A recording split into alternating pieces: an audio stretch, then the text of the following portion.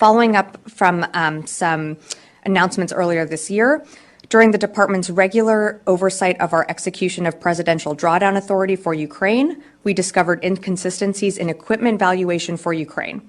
In a significant number of cases, services used replacement costs rather than net book value, thereby overestimating the value of the equipment drawn down from U.S. stocks and provided to Ukraine. Once we discovered this misvaluation, the comptroller reissued guidance on March 31st, clarifying how to value equipment in line with the financial management regulation and DoD policy to ensure we use the most accurate of accounting methods. We have confirmed that for FY23, the final calculation is $3.6 billion, and for FY22, it is $2.6 billion, for a combined total of $6.2 billion. These valuation errors in no way limit or restricted the size of any of our PDAs or impacted the provision of support to Ukraine. And while the DoD retains the authority to utilize the recaptured PDA, this has no bearing on appropriated USAI or Ukraine PDA replenishment funding approved by Congress. This is my video update from Nicosia, Cyprus on this Wednesday morning, June the 21st. Let's talk about some news. And let's start things off with an accounting error. A $6.2 billion accounting error. And this is what Zero Hedge had as its title for this story today. Pentagon says it made accounting error, clearing another $6 billion in aid for Ukraine. How could this possibly happen? According to the Associated Press, due to an accounting error, the value of weapons supplied to Ukraine by the United States was overstated by $6.2 billion over the past 2 years. And the Associated Press says that, as a result, the department now has additional money in its coffers to use to support Ukraine as it pursues its counteroffensive against Russia. And it comes as the fiscal year is wrapping up and congressional funding was beginning to dwindle. How about that? How about that? They managed to find $6.2 billion just like that. An accounting error. I love when those accounting errors happen. I really, really love accounting errors. Just the other day, my bank called me and they said, Mr. Christoforou, this is your bank. And we just want to let you know that we were doing an audit, our annual audit, our year-end audit, or our mid-year audit. And we found that we owe you $1 million. It was an accounting error. We found that, $1 million should really be in your account. I love when that happens. I love accounting errors. Math is tricky. 1 + 1 is 3, 2 + 2 is 7. We can't really fault the Pentagon and the Pentagon's accountants. Math is Math is very fluid. It's always changing. So, one day it's we have no money for Ukraine, and the next day, wouldn't you know it, we found $6.2 billion. Let's keep those weapons going. Let's keep those weapons flowing. Oh boy. They're jerking us around. They're jerking us around, and they're keeping this grift going. They are keeping this grift going while they mock us. So I imagine that Lloyd Austin called Zelensky to deliver the good news to Zelensky. Volodymyr Zelensky, this is Darth Austin, Secretary of Defense for the United States of America. Hello, Mr. Austin.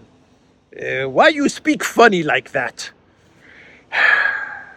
Don't mind the way I am speaking to you, Volodymyr Zelensky. What is important is that we have found $6.2 billion to give you.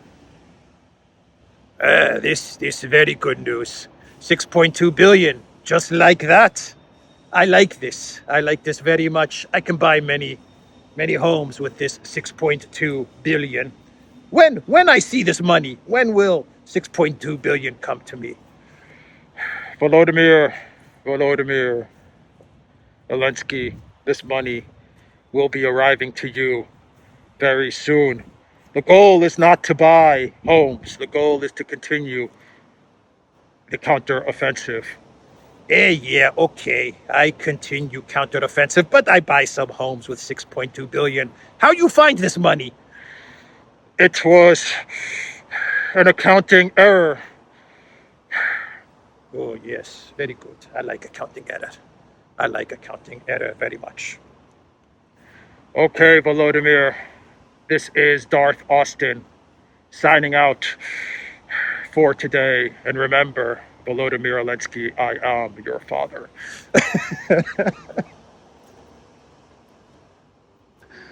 Oh, boy. Star Wars theme all around, because Zelensky, he had the Yoda patch on his shirt during the Zelensky video that he put out yesterday. On my Telegram channel, there were some people that said that the Yoda patch was actually given to him by Mark Hamill. That would make sense. Mark Hamill is, what is he? He's the drone ambassador for Ukraine. So it would make sense that he would gift Zelensky a Yoda patch. So yeah, 6.2 billion to Ukraine. Since we're talking about Zelensky, let's also talk about Budanov, the two Ukraine officials that went missing for like 3-4 weeks. And within the span of 24 hours, they magically reappeared. They reappeared. And I think that Zelensky, well, he reappeared after Putin put out that, well, actually, Russia 1 put out the video clip from Putin's meeting with war correspondents, where Putin talked about the missing Zelensky. So after that video clip went viral, it looks like the Zelensky regime, they had to put something out there in order to seize the narrative, the media narrative, away from Putin, and to try and mock and embarrass Putin, as he said that Zelensky is probably abroad, or you need to know a foreign language to speak with Zelensky. So after he made that statement, lo and behold, within a few hours, you got a video of Zelensky, and Zelensky was commanding the Ukraine military. He's the one that's running the big counteroffensive. That was the purpose of the video. It wasn't only to show that Zelensky is alive and well, allegedly alive and well, if you believe that video. They were very, very deliberate to make sure that all of the time and date references were scattered all throughout the video clip on the wall, on the table, to make sure that we are to trust the video and believe that that video was shot on the 17th of June. Anyway, the purpose of that video was not only to stick it to Putin after that clip of his went viral, but the other purpose of that video, at least my belief of the purpose of that video, was to make it clear that Zelensky is indeed commanding the Ukraine military. Remember in the video I did 2 days ago from Larnaca, I said, Alexander also made this point, that Zelensky missing is not really the big story. The big story is who is commanding the Ukrainian forces in this big counteroffensive, which is now in an operational pause. Who is commanding the Ukraine military if Zelensky has been MIA for 4 weeks? And so that video makes it very, very clear that Zelensky is the one that is giving the orders in this big counteroffensive, which has turned out to be a complete catastrophe and a failure. At least up to this point, it has turned out to be a big failure. So Zaluzhny, he's the one calling the shots. The video is very clear to make that point. And it also makes the point that the catastrophic counteroffensive, it falls on Zaluzhny's soldiers, as does Nord Stream.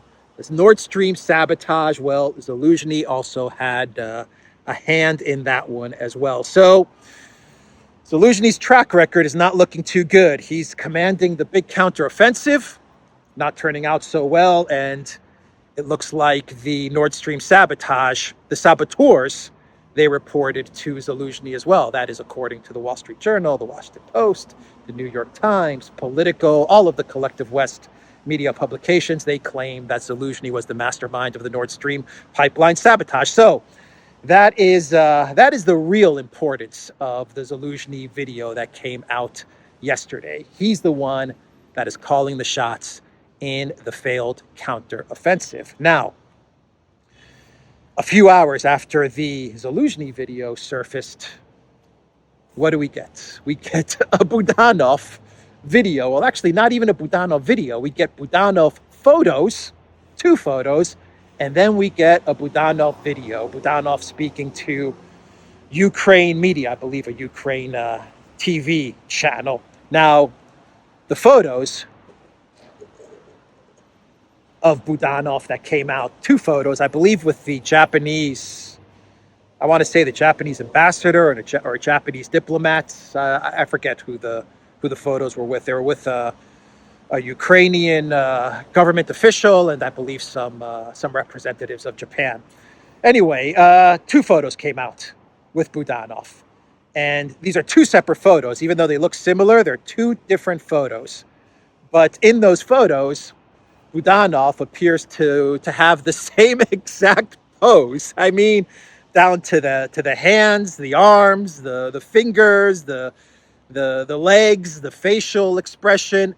It looks like it's the same exact Budanov picture in both of those photos. Almost like they took a picture of Budanov in military fatigues and they placed them in one photo and then they placed him in another. They photoshopped him in both those pictures. Now, I'm not saying that that's what happened. I'm saying that's what it looks like. I've never seen 2 different photos where the arm placement, the hand placement, the facial expressions are exactly 100% the same. Now, it may look a little different in the way the arms are distanced from the body, but I think that has to do with the angle of the camera. One is taken slightly from the side, the other one is taken head on. But, I look at these 2 photos, and you're seeing these 2 photos as well on the screen, and it looks like it's the same picture photoshopped in there. That's the way it looks. I'm not saying that's what it is. I'm saying that that's the way it looks.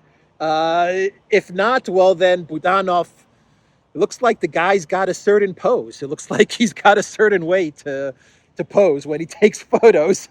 I don't know. But that photo came out. And, graphic designers, photography experts, take a look at the pic and let everyone know in the comments down below. Is it Budanov in 2 different photos, but a real Budanov, or is this thing photoshopped? I don't know. I have no clue. But boy, is the social media, are they mocking this? They are having so much fun with these photos that came out of Budanov. I mean, they are putting up meme after meme of Budanov in this pose. So that's the one thing that came out with Budanov yesterday. And then you had a video, actually 2 videos that came out from Budanov. And the first video that came out was from this TV interview. And then it looks like this was another video, but shot from the side, from a side angle, maybe before he was about to go on air for this TV channel. Now, Budanov, he has a fresh haircut. He's got a buzz cut, and he gave an interview to this Ukrainian media channel. Now, some people are saying this is a deep fake. Some people say the ears kind of look lobbed off. There's a little bit of blurriness around him. The head doesn't sit right on the neck. I don't know. I'm not Once again, I'm not an expert on this. I'm not a deepfake AI expert. I'll say it looks real, but who knows? I don't know. It looks real to me. So it looks like he has indeed surfaced. Why you had those photos where he looks like he's all stiff with the Japanese diplomats? I don't know why they released those photos. I don't know. Maybe they want to create some more doubts before he went on air for this TV channel. I have no idea the logic or the type of psyop that's being played here, but maybe it's a deep fake. Who knows? AI is doing some pretty incredible things, that's for sure. But I will say that for the purposes of this video, I'll say that this was a real interview from a real Budanov. I'll say that, because what's really important is not whether this is a real Budanov or not, whether that was a real Zaluzhny or not. The importance of this resurfacing of Budanov is what he said. And what he said is that Russia is about to sabotage, to blow up the Zaporozhye nuclear power plants. And that is the real important part of this entire story. Much like the important part of the Zaluzhny video was not the fact that Zaluzhny resurfaced after all this time. Yeah, it's funny, it's interesting, it's fun to talk about. But the important part about the Zaluzhny video is that it's Zaluzhny. The purpose of that video is to show that Zaluzhny is the commander of the failed counteroffensive, whatever that means, and everything that's going to follow afterwards that's going to hit Zaluzhny. Well, that's going to be Zaluzhny's problem. He's going to most likely be blamed for this military catastrophe. That's how I see it. But who knows? The important part about the Budanov interview is that Budanov talked about Russia sabotaging the Zaporozhye nuclear power plant. He talked about how Russia sabotaged the Kakhovka Dam. He talked about stuff like that. But the main point is that he is saying Russia is going to do something to the nuclear power plant. Now, when I saw this and I heard this, I said, projection, absolutely. Is Ukraine about to do something to the ZNPP? Yes. And then I remembered Zelensky's interview to NBC News a week ago, where he told NBC News that Russia is going to blow up the Zaporozhye nuclear power plant. Why is Russia going to do this? Well, according to Zelensky, Russia needs to do this because they are losing so bad in this counteroffensive, and it's all that they can do to win the conflict against Ukraine. In an interview with NBC News, the president of Ukraine said that Moscow, as an occupier, is interested in destabilizing the situation in Ukraine. Russia wants to undermine the ZNPP to impose Putin's conditions on Ukraine. Just like the Kakhovka Dam, because just like with the Kakhovka Dam, they are not interested in security in Ukraine. They want the world to put pressure on Ukraine for the option they need to end this conflict. That is what Zelensky told NBC News just last week. So now you have Zelensky on record saying that Russia is going to sabotage the ZNPP. You now have this real Budanov, or this deepfake Budanov, or this clone Budanov. Who knows? Who cares? Let's say it's the real Budanov. He is now on record saying that Russia wants to sabotage the ZNPP. And what does this tell me? See, they're watching us. The cameras are there. They are watching us. This tells me that Ukraine is going to do something to the ZNPP. It makes no sense that Russia would do something to the nuclear power plant that they control and that they have been protecting all this time. The power plant that is needed for all of the citizens of that area, or will be needed for all of the citizens of that area. And most importantly, it makes no sense that Russia would do something to the ZNPP now that they are winning, and they are winning big, like very, very big. Why would they sabotage the ZNPP and draw all kinds of international condemnation on them? Why would they do it? It makes absolutely 0 cents. It reminds me of the Assad Duma chemical incident. That's what it reminds me of. And the CNN journalist smelling the backpack and saying, "Oh, this smells like chemicals." That's what they're most likely setting up Russia for. And when you have Zelensky and Budanov saying that something's going to happen to the ZNPP, I think something might happen to the ZNPP. I'm not saying it's going to happen. I'm not saying that Russia isn't onto this, and they're probably thwarting these types of activities, these type of sabotage activities. But no doubt about it, sabotaging the ZNPP is on Ukraine and the collective West mind. How do they benefit from this? I think it's very simple. It's the only way they can divert attention away from the failed counteroffensive. Creating a catastrophe at the ZNPP takes away from the failure of the counteroffensive as they go into the NATO meeting. They can go into the NATO meeting in July and no one's going to talk about the failure that was the big counteroffensive. Everyone's going to talk about how evil Putin is and how he blew up the dam and how he did something to the Zaporozhye nuclear power plant. And they can then tell Zelensky, Putin is so evil, he's blowing all this stuff up. We need to give you more money and more weapons so that you can fight this evil. And let's not even talk about the failed counteroffensive. Let's not talk about it. The counteroffensive that is counter to me and you and offends you and me and is counter because it's offensive. And now Russia is on the offensive. That's the results of the counteroffensive, is Russia is now on the offensive in Kupiansk and Marinka and elsewhere. But that's how Ukraine benefits.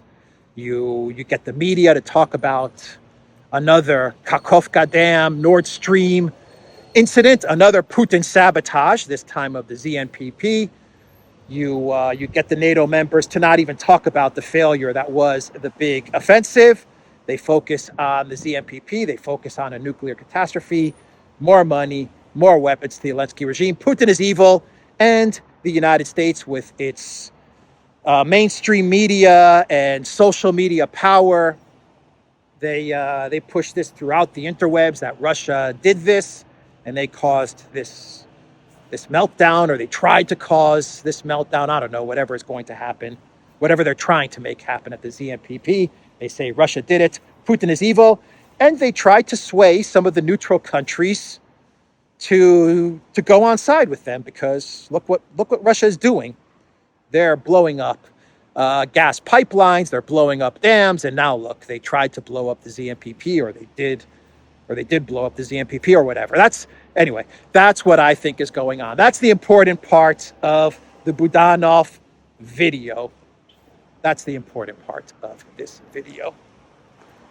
The whole artificial intelligence, deep fake, real or not real Budanov is fun to talk about. That's the side story. The real thing that we need to be careful for is a sabotage on the ZNPP. We need to look out for this. It's on their minds. I'm not saying it's going to happen.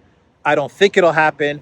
I think Russia knows what's going on, and whatever attempts they're making, I believe that Russia will be able to prevent any damage to the ZNPP. They've prevented it so far over the past year and a half. They've been successful in preventing saboteurs from doing something to the ZNPP, but it's definitely on their mind, and it is one thing that can definitely distract and take away from the big failure that is the big offensive, counteroffensive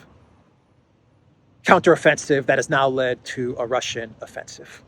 So that's my take on everything that is happening with Zelensky and Budanov, and magically finding $6.2 billion to send to Zelensky, and a whole Star Wars theme. On top of all of this is a whole Star Wars theme, and that's how you know that all of this is it's scripted, it's cinematic in nature, because they're weaving and threading all of these Star Wars themes in there. The little Yoda patches and stuff like that, and Darth Austin talking to Zelensky. That's me.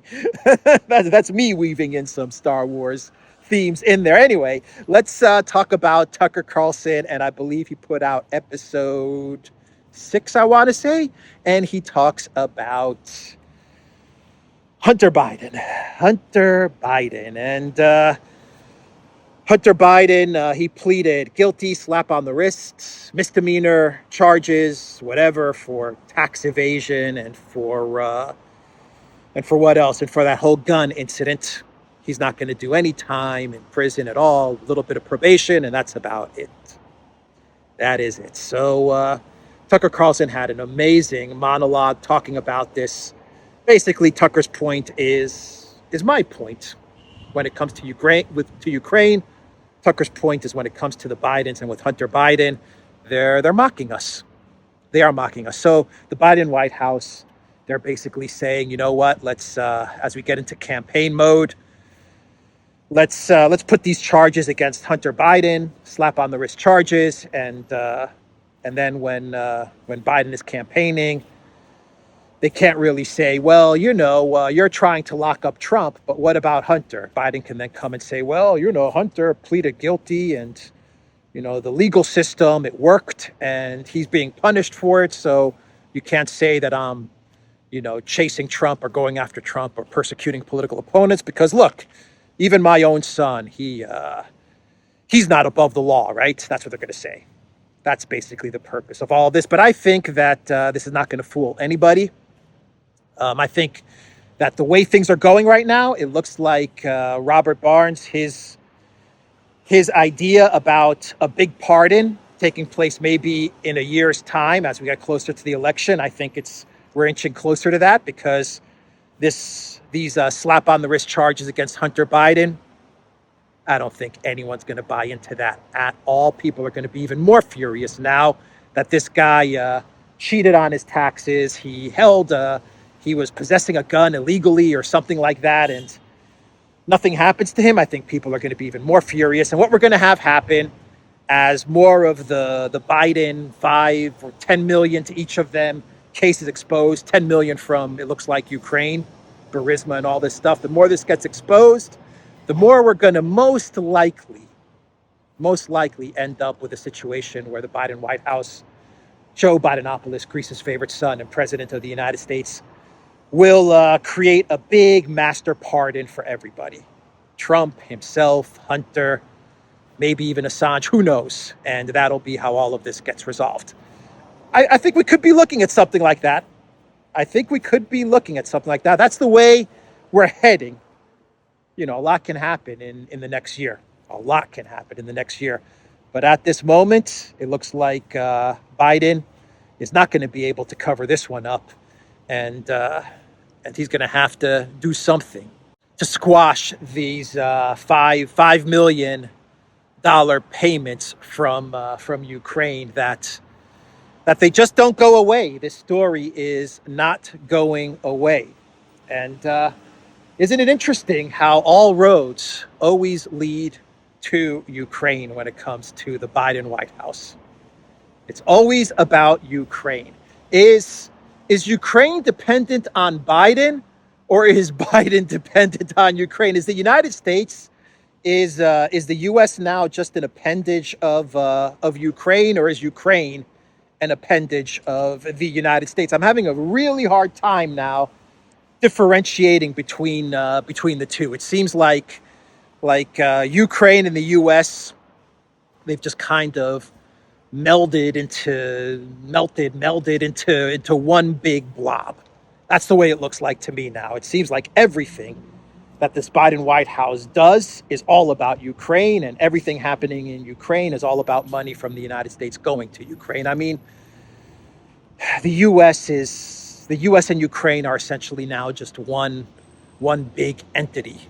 The Biden White House is solely concerned about getting money to Ukraine, even if it means they have to find $6.2 billion just lying around there. Funny that how they never can find $6.2 billion in an accounting error for, say, I don't know, the homeless or education or healthcare.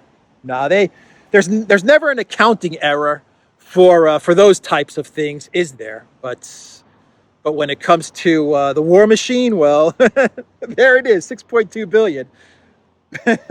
How about that? It's the Biden White House. They're doing everything they can to keep the money flowing into Ukraine, and Ukraine is completely absorbed in the Biden White House, to the point of 5 million to Hunter and 5 million to the big guy, allegedly. So Tucker, in his monologue, he actually said that Hunter Biden was selling prints, not the originals of his artwork, but prints, signed prints of his artwork for $75,000 a pop. Let me tell you something.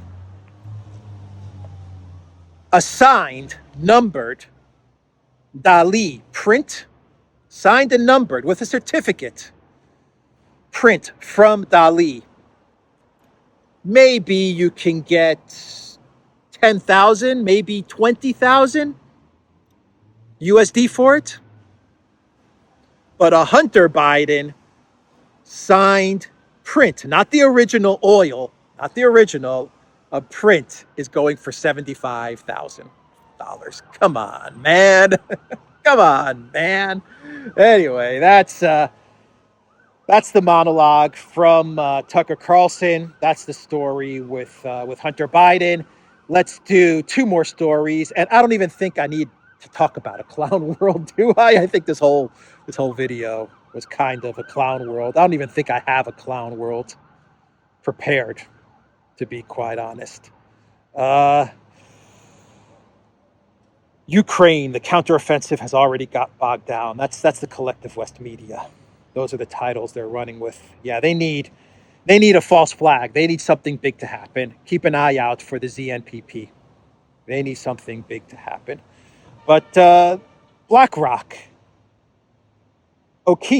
James O'Keefe Media, he exposed BlackRock in the latest undercover video, and he had this BlackRock recruiter spilling the beans to, I guess he was on a couple of dates with this person, with this girl.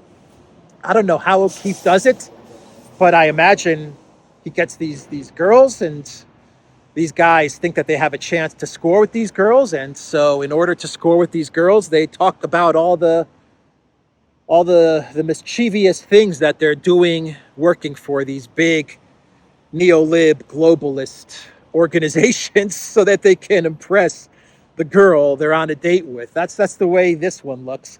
Anyway, they got this BlackRock recruiter. He talked about BlackRock and how it has its fingers just about in everything, basically controls and runs the world. He said something along the lines of it's really cheap to buy a senator. It only costs like $10,000. That's how much it costs. So that's what this BlackRock guy said. He said $10K and you owned the U.S. senators. And his date, this undercover date that was with him, she asks him about, what did she ask him about? The war in Ukraine. And he's like, yeah, BlackRock, war is great. War is great for the media. War is great for BlackRock because when Russia invades Ukraine and they blow up, I think he said when they invade Ukraine and blow up like a wheat silo, that's the example that he gave. They blow up a wheat silo. Well, the price of wheat goes up. We already know what's going to happen. So we buy low, then we sell high, and then we buy again when it goes back down. And anyway, you guys know how the game works. And BlackRock is in on all of this. They understand what's happening and when things are going to go down and when false flags are going to go down, I imagine. And they know when to buy and when to sell. And that's basically what he said. He said war is great for business. So BlackRock, according to this recruiter, he's like, BlackRock is all in on war. And he used the example of Ukraine and wheat. And wheat and fertilizer stocks and all of these things. And that's how BlackRock makes a ton of money. So O'Keefe, that guy, he always delivers the goods, man. He's amazing.